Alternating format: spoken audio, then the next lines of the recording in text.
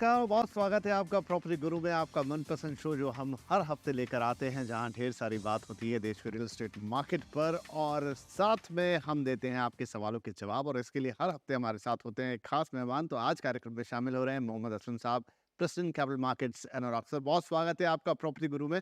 और हमेशा की तरह एक बातचीत से इसको शुरुआत करना चाहेंगे। तो दो सवाल हैं मेरे पास, सब मैं क्विक आंसर चाहूँगा आपसे दोनों का ही। पहला सवाल तो जो नोएडा के अंदर आया है, और वो ये कि अब बाकायदा यूपी कैबिनेट ने भी अप्रूव कर दिया है कि जो घरों की रजिस्ट्री वहाँ नहीं हो रही थी, कुछ 9-10 लाख जो घर खरीदार है वो अटके हुए थे। अब वो जो अमिताभ कांत कमेटी ने जो फॉर्मूला प्रपोज किया है, उसके तहत रजिस्ट्रीज वगैरह हो जाएंगी। कितना बड़ा बूस्टर रहेगा मार्केट के लिए, घर खरीदारों के लिए? मुझे लगता है कि ये 2023 साल अपने एंड में जाते-जाते ये एक और तोहफ़ा देके जा रहा है एक रिटेल इन्वेस्टर के लिए। मैं इस चीज़ को यही बोल सकता हूँ। बहुत ही अच्छी पहल है, बहुत ही अच्छा इनिशिएटिव है।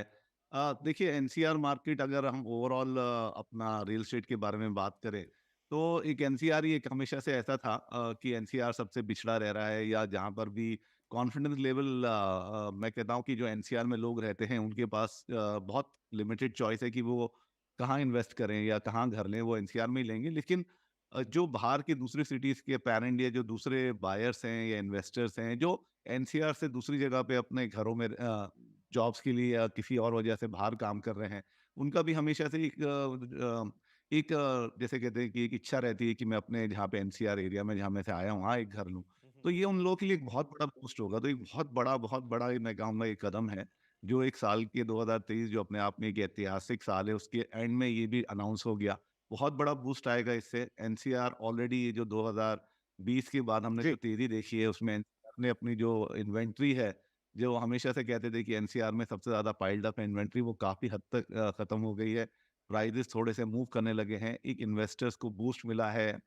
जो एंड यूज़र हैं, होम बायर्स हैं, उनको बूस्ट मिला है। और अब इस कदम के चलते हुए मुझे लगता है कि एक कदम है टुवर्ड्स ट्रांसपेरेंसी की तरफ और ये बहुत अच्छा काम करेगा जी। एनसीआर एज़ अ मार्केट के लिए और ओवरऑल इन्वेस्टर्स और या जो बायर्स हैं, जो उनको उधर लेना है। ठीक है, बढ़िया। तो ये एनसीआर की बात हो गई, और मेरा सवाल पूरे देश के लिए, आप उसका भी एक संक्षिप्त जवाब आपसे अपेक्षित रहेगा। वो ये कि ओवरऑल इस पूरे साल को कैसे देखेंगे, क्योंकि अब बस जा ही रहा है। ऐतिहासिक साल है, जैसे मैंने पहले बोला। हर तरह के रिकॉर्ड इसमें ब्रेक हुए हैं, बने हैं, फिर ब्रेक हुए, बने हैं, ब्रेक हुए और अभी ये जो लास्ट क्वार्टर है, उसमें भी एक जो अभी सेल्स का रिकॉर्ड है, वापस ब्रेक हो रहा है। तो मुझे लगता है एक बहुत ही अच्छा साल रहा है ये, बहुत चीज़ें बहुत कॉन्फिडेंस आया है इससे एक रियल एस्टेट डेवलपर्स को भी जो बायर्स हैं, उनके लिए भी और आगे जो 2023 का भी स्पिल ओवर होगा 2024 में। अगर हम साल की बात करें, तो दिसंबर में एंड हो रहा है। और फाइनेंशियल ईयर 2014-24 का मार्च तक चलेगा। उसमें अपने आप में भी एक बहुत रिकॉर्ड बनने की पूरी संभावना है, क्योंकि चारों तरफ़ा तेज़ी चल रही है। मतलब इस तरह like there is no tomorrow. जी। और सबसे अच्छी बात ये है कि बहुत सेंसिबिलिटी के साथ डेवलपर्स ने इस चीज़ को मतलब ज़्यादा फ़ायदा उठाने की कोशिश नहीं की है। उन्होंने अपने जो प्राइसेज़ हैं, वो जितने हिसाब से बढ़ाए हैं, वो एक ऑर्गेनिक वे में बढ़ाए हैं, हुँ। क्योंकि कंस्ट्रक्शन कॉस्ट भी बढ़ गया है। साथ-साथ जो गवर्नमेंट की इनिशिएटिव है, एक ट्रांसपेरेंसी लाने के लिए या लोगों का कॉन्फिडेंस बूस्ट करने के लिए, वो भी काफ़ी हुए हैं। और इसके साथ-साथ आपका तीसरा पहलू बैंकिंग है। बैंकिंग में भी एक्चुअली आपकी जो रेट्स हैं, वो एक तरीके से स्टेबल रहे पूरे साल में और अब साल के आखिर में जाते-जाते आरबीआई ने वापस रेट अनकट रखे हैं। तो इससे बहुत बड़ा बूस्ट मिला है और आगे भी इससे कॉन्फिडेंस डेवलप हुआ है। जी। तो मुझे लगता है ये 2023 साल एक नींव बन गया है, जो आगे के सालों में काफ़ी अच्छा काम होगा इससे। चलिए, तो यही उम्मीद रहेगी कि जैसा 2023 रहा, चाहे घर खरीदार हो, चाहे डेवलपर हो, उनके लिए वही 2024 में भी होता हुआ हम देखेंगे, राइट? चलिए, अब सवाल जवाब का सिलसिला शुरू कर देते हैं। अभिजीत पचोरकर मुंबई से हमें कॉल कर रहे हैं। अभिजीत जी, बहुत स्वागत है आपका प्रॉपर्टी गुरु में। क्या सवाल रहेगा आपका? Thank you. Good afternoon everybody. Abhijit बात कर रहा हूँ। हाँ जी। मेरा फ्लैट अंडर कंसिडरेशन है ठाणे के लिए। ठाणे में शेड डेवलपर्स का प्रोजेक्ट है, शेड सूरी, हुँ, हुँ। जहाँ पे 2 बीएचके का फ्लैट लेने की सोच रहे हैं हम। हुँ, हुँ, हुँ। तो यही पूछना है, आगे के 10-12 साल का होराइजन लेके अगर हम चल रहे हैं, तो क्या ये उचित इन्वेस्टमेंट होगी? और कोटेड रेट है 1.14 सीआर ठीक है। और 520 का कारपेट एरिया, तो ये सही दाम है कि नहीं? ये तो दूसरा अभिजीत, मामला। एक सप्लीमेंट्री सवाल इसमें ये कि क्या ये आप प्योरली इन्वेस्टमेंट के लिए देख रहे हैं या आपने खुद के रहने के लिए खरीद रहे हैं? Occupancy primarily. ओके, ठीक है जी। तो असलम साहब क्या तो सलाह मतलब रहेगा? ऐसी जगह पे निवेश करना उचित है लॉन्ग टर्म होराइजन से, जैसे 12-15 साल बाद इसका अच्छा रिटर्न आएगा जी, या जी। नहीं आएगा? ये भी ज़रूर, दूसरा सवाल इससे ज़रूर, रिलेटेड। ज़रूर। असलम साहब क्या सलाह होगी? तो ये मैं पहला मेरा भी एक सवाल इसमें कि बिल्डिंग आप जहाँ ले रहे हैं वो कितना पुराना है? ऑलरेडी बन गया है या बन रहा है या रेडी है? जी, अंडर कंस्ट्रक्शन है जो इन्होंने बताया है, शेड डेवलपर्स का। नहीं देखिए, लोकेशन तो फैंटास्टिक है। विवियाना मॉल के आसपास का जो एरिया है वो काफ़ी काफ़ी अच्छा है विद द कनेक्टिविटी वाइज़। उससे अगर आप मुंबई की कनेक्टिविटी भी समझें या विद इन थाने या थाने के बियॉन्ड जो और सिटीज़ हैं उसके लिए समझें, या थाने के जो कमर्शियल हब्स हैं उससे कनेक्टिविटी से समझें, तो मेरे ख्याल से एक अच्छा लोकेशन है। हुँ, हुँ। With metro, with highways, flyovers, जिसके जिस तरह से वो प्लान्ड हुआ है, तो मुझे लगता है वहाँ से लेके आपकी जो कनेक्टिविटी, या तो आप बेलापुर रोड, थाने बेलापुर रोड पे जाएँगे जहाँ पे पूरा आईटी हब है, या फिर आप मुंबई की तरफ, मुरिन की तरफ जाते हैं, तो भी काफ़ी अच्छी कनेक्टिविटी है उसकी। तो उसके चलते हुए ये हमेशा से एक प्राइम लोकेशन रहा है। जब भी थाने का डेवलपमेंट हुआ है, इस सब एरिया में काफ़ी रेट्स हमेशा हाई रहे हैं एज़ कम्पेयर टू जो अदर पार्ट्स हैं थाने के। और थाने भी अपने आप में ओवरऑल काफ़ी काफ़ी इम्प्रूव हो रहा है with infrastructure, with new initiative, ease of living और वॉक टू वर्क कॉन्सेप्ट जो थाने गवर्नमेंट या थाने एज़ अ म्युनिसिपल कॉर्पोरेशन लेके आ रही है। तो उसके चलते थाने का एक अच्छा डेवलपमेंट हुआ है। जो लोग आज की डेट में थाने रहते हैं, वो थाने में ही रहना चाहते हैं। They don't want to migrate to Mumbai, जैसे हमेशा एक एस्पिरेशन रहती है। तो थाने अपने आप में एक अच्छा सिटी है, अच्छा प्लान्ड है, और काफ़ी मुझे लगता है कि आपके लोकेशन की वजह से जो एक तो आपका प्राइस का आपका क्वेश्चन था, तो वो प्राइस मुझे लगता है वो आपको ठीक प्राइस में मिल रहा है। शेयर डेवलपर्स अपने आप में एक रेप्यूटेड डेवलपर्स हैं। थोड़ा प्रीमियम उनका रहता है रादर अदर डेवलपर से, हुँ, हुँ। लेकिन एक क्वालिटी आपको मिलती है, आपको एक मतलब टाइमली डिलीवरी की एक गारंटी टाइप में आपको मिलता है। और फ्यूचर में, क्योंकि मैंने हमेशा ऑलरेडी लोकेशन के बारे में बता दिया है, तो आगे के 8 से 10 साल एक अच्छा होराइज़न है आपका। इसमें आपको अच्छे रिटर्न्स भी मिलेंगे, और अगर आप उसको रेंटल में भी देंगे तो काफ़ी अच्छे रिटर्न्स आपको आज से ही मिलने शुरू होंगे। चलिए, तो अभिजीत जी, ये आपके लिए रही सलाह। हमारे अगले कॉलर हैं जितेंद्र साहब, जो कि अहमदाबाद से हमें कॉल कर रहे हैं। जितेंद्र जी, माफ़ कीजिए, कमलेश जी हमें कॉल कर रहे हैं। तो कमलेश जी, क्या सवाल होगा आपका? जी विपिन जी, मैं चूँकि बनारस में रहता हूँ और मैं सेकंड होम के लिए नवी मुंबई में एक घर देख रहा हूँ जी। और मेरी रिक्वायरमेंट जो है वो किसी भी रेलवे स्टेशन से 1 किलोमीटर की दूरी हो, सो दैट कि वॉकिंग डिस्टेंस में मैं उसको कवर तो कर कमलेश जी, सकता हूँ। बनारस में आपका निवास है और नवी मुंबई में घर किसी खास प्रयोजन से? ये इन्वेस्टमेंट या इन्वेस्ट सेकंड होम आप समझ सकते हैं, अच्छा, ठीक है। इन्वेस्टमेंट ही मेरा ख्याल है, क्योंकि मेरी जॉब है तो मैं इधर से तो जाने वाला नहीं हूँ कभी। अभी ओके। 15 साल में बनारस में हूँ। जी। चलिए, लेकिन आपने नवी मुंबई को चुना उसके लिए जी, इंटरेस्टिंग है काफ़ी सवाल असलम साहब कि आप बनारस के निवासी हैं कमलेश जी और नवी मुंबई की तरफ देख रहे हैं इन्वेस्टमेंट के पॉइंट ऑफ व्यू से, और 40 से 50 लाख रुपए ये इन्वेस्ट करना चाहते हैं। 1 बीएचके इन्हें लगता है कि ठीक है, लेकिन रेलवे स्टेशन की प्रॉक्सिमिटी देख रहे हैं। इनके लिए यही सलाह होगी कमलेश जी की, मुझे लगता है कि अगर आपका नवी मुंबई ही एक एज अ लोकेशन है जो आपने आइडेंटिफाई किया है या ज़ीरो डाउन किया है, तो इनको एक्चुअली पनवेल एरिया में मेरे को लगता है कि किसी अच्छे कंसल्टेंट को पकड़ के या अच्छे ब्रोकर को पकड़ के जो रेसिडेंशियल प्रॉपर्टीज़ में डील करता है, उस एरिया में इनको थोड़ा-सा मेहनत करना पड़ेगा। 40-50 का बजट आज की डेट में भी अच्छा है फॉर 1 बीएचके, बट आप जस्ट अबाउट बजट पे हैं। तो अगर थोड़ा बहुत बढ़ाना पड़े अच्छे डेवलपर या उसके लिए, या अच्छे आपको अगर प्रोजेक्ट मिल रहा है, तो मुझे लगता है आपको उसमें आपको देखना पड़ेगा। लेकिन ना पनवेल स्टेशन, मुझे लगता है और उसके आसपास के जो इलाके हैं, उस एरियाज़ में आप देख सकते हैं। उस एरियाज़ में काफ़ी एक्चुअली जो ओल्ड बिल्डिंग्स आपको ज़्यादा मिलेंगी, तो रीसेल में आपको 40-50 लाख में मिल सकता है। या फिर आपको थोड़ा-सा फर्दर डाउन 1 किलोमीटर का एक आपका अगर बजट, मतलब एक आपका जो क्राइटेरिया उसमें कुछ रिलैक्सेशन आप रख सकते हैं, तो थोड़ा-सा फर्दर जाएँगे तो नए डेवलपर्स के भी काफ़ी अच्छे प्रोजेक्ट्स हैं उधर, जहाँ पे 40-50 लाख में आपको मिल जाएगा। पर मुझे लगता है पनवेल, गिवन बजट और फ्यूचर्स के जो प्रोस्पेक्ट्स हैं, उसके चलते हुए और आपका जो क्राइटेरिया है 1 kilometre from station, Panvel area आपके लिए ठीक रहेगा। ऑलराइट। कमलेश जी, आपके लिए सलाह हुई। इसी के साथ हमारे लिए वक्त हुआ एक छोटे से ब्रेक का। ब्रेक ले रहे हैं छोटा सा, और उसके बाद कुछ और सवाल होंगे और कुछ और इंटरेस्टिंग बातें रियल एस्टेट।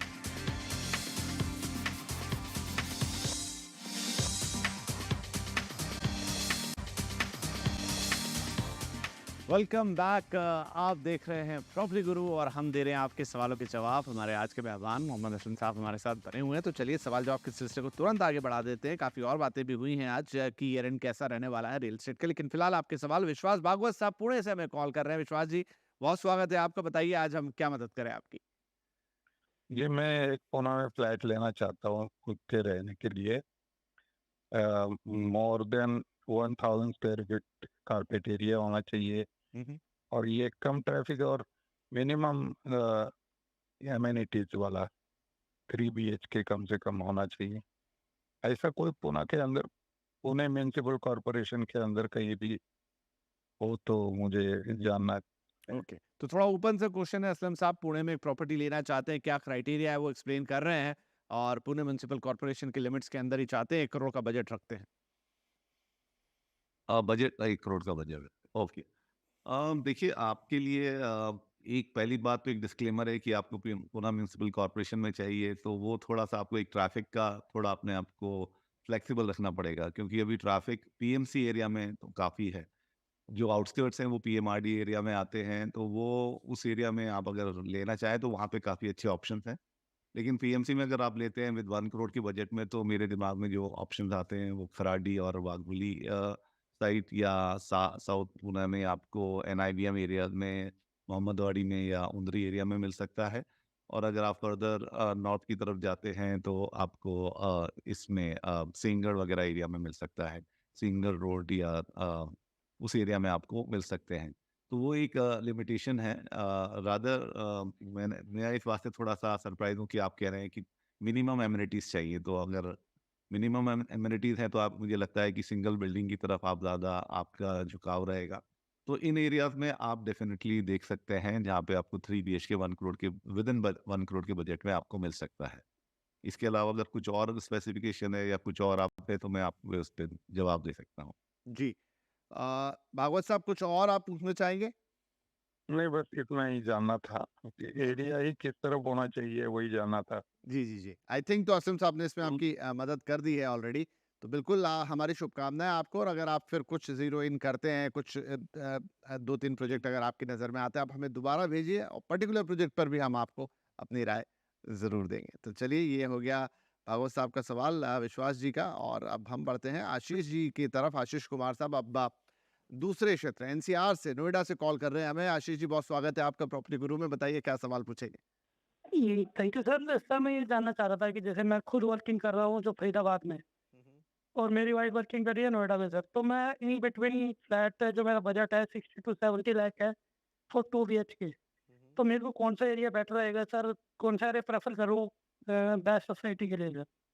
अच्छा जी, नोएडा और फरीदाबाद के बीच की चॉइस है, क्योंकि आप दोनों वर्किंग हैं उस लिहाज से, यस। राइट? थोड़ा-थोड़ा अब देखते हैं कैसे ये सेटल होगा। असलम साहब से ही पूछेंगे, सर क्या सलाह हो सकती है इनके लिए बेस्ट? सॉरी। तो देखिए वाइफ का मामला है तो आपको तो वाइफ के हिसाब से ही पड़ेगा, क्योंकि उनको नोएडा जाना है, आप फरीदाबाद में रहते हैं तो एक अच्छा है। मैं अज्यूम कर सकता हूँ कि क्या उनको ट्रैवल टाइम लगता होगा जाने के लिए, और फिर जब वो वापस आती होंगी तो आपको मैनेज करना होगा उनको, कि जब वो जिस मूड से वापस आते हैं, क्योंकि आप तो फरीदाबाद में और घर भी वहाँ पे है। तो मुझे लगता है कि आप सब आपके हितों का ध्यान रखते हुए आप आई थिंक ग्रेटर नोएडा या नोएडा एक्सटेंशन में घर देख लीजिए। नोएडा में मैं इसलिए प्रेफर नहीं कर रहा हूँ क्योंकि जो आपका बजट है वो शायद उस एरिया में आपको सूट ना कर सके। पर नोएडा एक्सटेंशन और ग्रेटर नोएडा में अगर आप देखेंगे तो आपको काफ़ी वहाँ पे ऑप्शन मिल जाएंगे। थोड़ा सा ट्रैवल टाइम फिर भी आपकी वाइफ का रहेगा और आपका तो थोड़ा इंक्रीज हो जाएगा, लेकिन जो बजट है और जो आपके सर्कमस्टांसेस है उसमें मुझे लगता है कि नोएडा एक्सटेंशन या नोएडा ग्रेटर ग्रेटर नोएडा में आपको आपके बजट में मिल जाएंगे। काफ़ी अच्छे डेवलपर्स हैं उस एरिया में, रेप्यूटेड डेवलपर्स हैं जो प्रोजेक्ट्स वहाँ पे बना रहे हैं। इसके अलावा भी आप रीसेल में भी वहाँ जा सकते हैं, तो एक अच्छा आपको घर उस एरिया में मिल सकता है जो आपकी सारी प्रॉब्लम्स या आपकी वाइफ के रिलेटेड ट्रैवल प्रॉब्लम को रिजॉल्व कर पाएगा। चलिए, तो देखिए ये थोड़ा इन बिटवीन रहेगा, और असलम साहब ने बहुत ही प्रैक्टिकल सलाह दी है कि थोड़ा एडजस्टमेंट हम श्रीमती जी की तरफ करेंगे ताकि आप दोनों को सहूलियत हो। ऐसा नहीं कि इसमें आपका ख्याल नहीं रखना है, लेकिन इसी तरीके से ये अप्रोच हम कर पाएँगे। तो असलम साहब, इनको जो इनका बजट है 45 लाख, उसके आस-पास में मिल जाएगी प्रॉपर्टी? देखिए वही मैंने इसलिए बोला ग्रेटर नोएडा में अगर या नोएडा एक्सटेंशन में जाएँगे तो रीसेल में भी इनको मिल सकती है और हो सकता है अगर थोड़ा ज़्यादा मेहनत करें तो न्यू प्रॉपर्टी भी मिल सकती है। लेकिन हाँ, 2 बीएचके का थोड़ा मुझे डाउट है इसलिए मैं ज़्यादातर आपको नोएडा एक्सटेंशन में रीसेल के लिए ज़्यादा मैं आपको इंसिस्ट कर रहा हूँ कि उधर आपको शायद आपके हिसाब से मिल जाए। राइट। चलिए, तो रीसेल में देखिए और चूँकि अभी अभी जो एनसीआर है वहाँ पर सर्ज आया है, हमने देखा भाव में काफ़ी ज़्यादा, चाहे वो गुड़गाँव हो, चाहे वो इनफैक्ट नोएडा हो। जो बीच में करीब पैंडेमिक के दौरान जो भाव थे, अब वो भाव नहीं रहे हैं, तो थोड़ा यहाँ पर आपको देखभाल के इसको लेना होगा। राइट, तो इसी के साथ वक़्त एक और छोटे से ब्रेक का, ब्रेक के बाद बातचीत जारी रहेगी।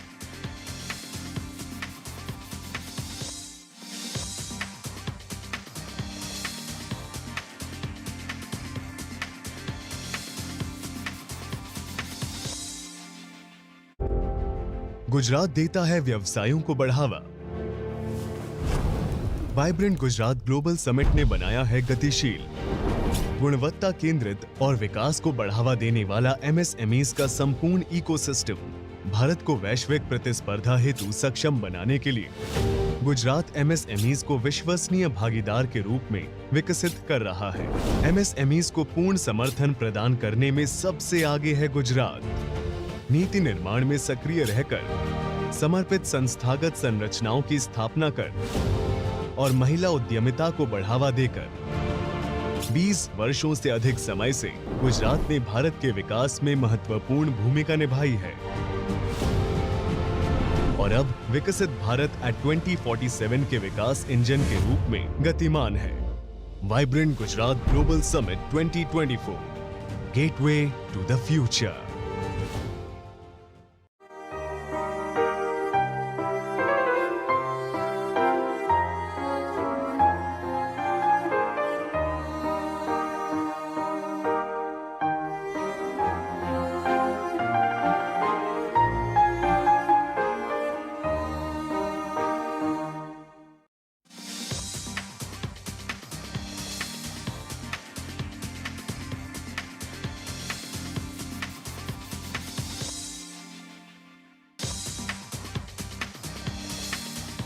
वेलकम बैक सीएनबीसी आवाज पर प्रॉपर्टी गुरु जारी है। हम आपके सवाल के जवाब लगातार दे रहे हैं। असलम साहब भी हमारे साथ बने हुए हैं। फटाफट कुछ और सवाल लेंगे। हमारी अगली कॉलर है स्वाति दुबे, मुंबई से हमें कॉल कर रही हैं। स्वाति जी, बहुत स्वागत है आपका प्रॉपर्टी गुरु में। क्या सवाल पूछना चाहेंगे आप? तो मेरा ये सवाल था कि इन लोगों ने 2018 में नायगांव में सनटेक्स वेस्टवर्ड में एक 2 बीएचके सेट लिया था, जिसका अभी लास्ट ईयर ही मिला है पोजीशन, और उसमें कुछ 11 या 12 हजार का कुछ रेंट है। तो ये पूछना था मुझे कि इसमें हम लोग को अभी रहना चाहिए या नहीं रहना चाहिए?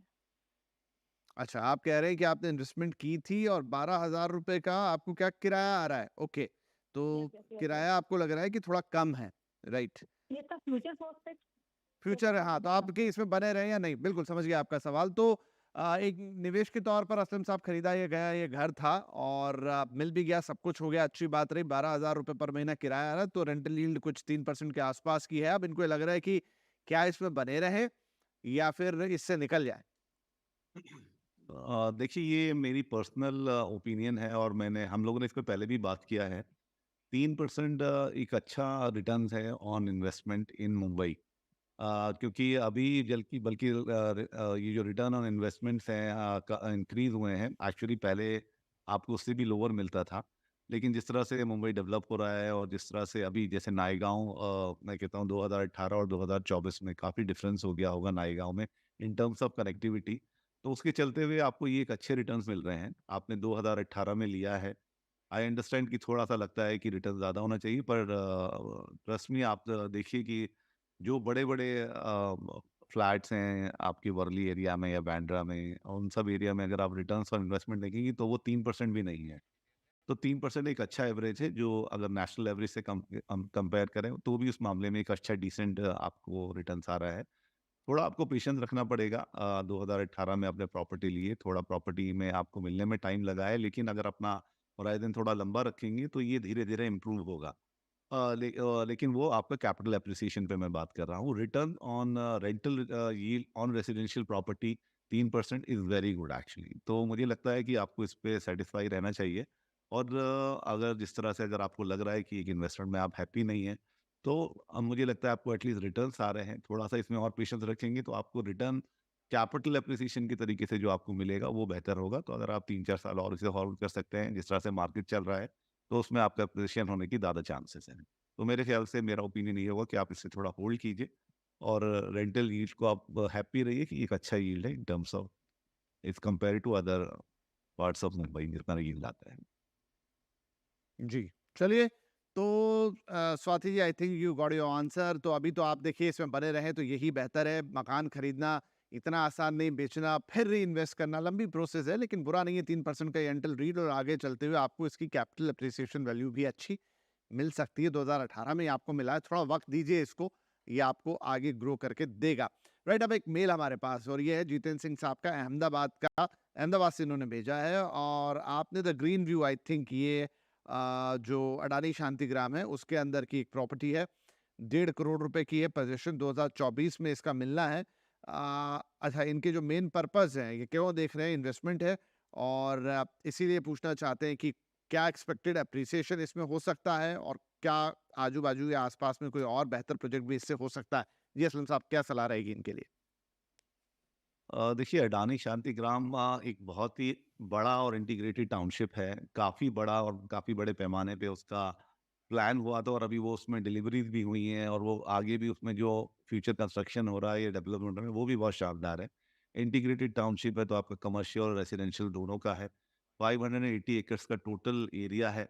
सो डेफ़िनेटली ये धीरे-धीरे इस चीज़ को अचीव करेगा। जब वो लॉन्च हुआ था तो प्राइजेज़ इतने नहीं थे जितने आपके अभी आपको मिल रहा है, लेकिन ये एक अच्छा एप्रिसिएशन है और ये भी आपको कॉन्फिडेंस देना चाहिए कि जब मार्केट इतना अच्छा नहीं था, तो उसमें प्राइस एप्रिसिएशन हुए हैं, प्रोजेक्ट्स डिलीवर भी हुए हैं। तो कुछ पार्ट डिलीवर हुए हैं और आगे का डेवलपमेंट जारी है। अडानी अपने आप में एक बड़ा ग्रुप है और उनके लिए ये प्रेस्टीजियस प्रोजेक्ट है, अहमदाबाद उनका गढ़ है। तो मुझे लगता है कि वो सारे पॉइंट्स आपके टिक होते हैं कि वो प्रोजेक्ट को वो कुछ भी करेंगे, लेकिन उसको एक सक्सेसफुल बनाएँगे, एक अच्छे मॉडल बनाएँगे जिससे उसकी बेसिस पे वो और दूसरे पार्ट्स ऑफ इंडिया में जहाँ वो आजकल कर रहे हैं वेंचर, वो उनको हेल्प करेगा। तो मुझे लगता है कि आपको उसमें ज़्यादा टेंशन नहीं लेना चाहिए। एक अच्छा इन्वेस्टमेंट रहेगा ये आपके लिए फ्यूचर में। 1.5 करोड़ अपने आप में एक अच्छा डिसेंट बजट है। तो अगर आपको फिर भी थोड़ा-सा कंपैरिज़न करना है तो जो दूसरे एरिया है अहमदाबाद की जो एक अच्छे एरियाज़ है लाइक जगतपुरा या सीजी रोड वगैरह जी, अम्बोली, सैटेलाइट उसमें आप चेक कर सकते हैं एक बार एज़ अ कंपैरिज़न। बट अगर आप मेरी राय में आपने इस पे डिसीज़न लिया है तो मुझे लगता है एक अच्छा डिसीज़न है और इसके लिए मेरा पॉज़िटिव ही रिस्पॉन्स रहेगा। चलिए जितेंद्र साहब आप हमें सुन रहे हैं तो ये बढ़िया है, अच्छा है and all the best for this. फिर आगे और भी बातचीत करेंगे। राइट, तो असलम साहब अब आप 2023 को विदा दे रहे हैं हम और आई थिंक कि आपका मेरा ये इस साल में आखिरी एपिसोड है। जाते-जाते आप हमारे दर्शकों को या जो घर खरीदार हैं उनके लिए क्या सलाह देना चाहेंगे? तो एक ही सलाह है और हमेशा से यही हम लोग बात करते हैं कि एक घर खरीदना एक बड़ा प्रोसेस है। आप एक बहुत बड़ा डिसीजन लेते हैं अपनी ज़िंदगी का। इसको थोड़ा-सा ध्यान से करिए, प्रॉपर ड्यू डिलिजेंस कीजिए। आप इतना बड़ा इन्वेस्टमेंट कर रहे हैं, तो 5,000 एक वकील को भी दीजिए और उससे कहिए कि वो जो आपका एग्रीमेंट है या जो दूसरे पेपर है, उसकी अच्छी तरह स्क्रूटनी करें। लोन्स वालों की मदद लीजिए और बिल्कुल निश्चिंत होके बाय कीजिए क्योंकि अभी जो मार्केट चल रहा है यहाँ से ये इम्प्रूव होने की चांसेस है। हमने 2023 के स्टार्ट में बोला था कि प्राइसेस फॉर्म होते चले जाएँगे। साल भर में कुछ 6 से 10% के बीच में प्राइसेस फॉर्म हो गए हैं, बढ़ गए हैं। तो मुझे लगता है एक अच्छा टाइम है इन्वेस्टमेंट करने का या अपना घर खरीदने का। तो प्लीज़ बाहर आइए और घर खरीदिए और उसके लिए ज़्यादा वेट मत कीजिए कि मार्केट गर्म हो गया है, मार्केट गिर जाएगा तो फिर मैं खरीदूँगा। तो वो सब चक्कर में आपकी बस कई बार छूट चुकी है, तो जिनकी बसेस छूट गई हैं, वो अब टाइम है कि वो ले लें।